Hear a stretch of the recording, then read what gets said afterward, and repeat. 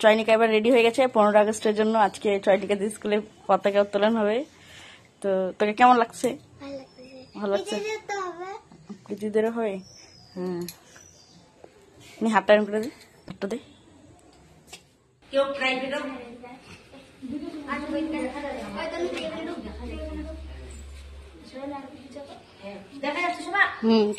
দিদিমটা দেখা যাচ্ছে না।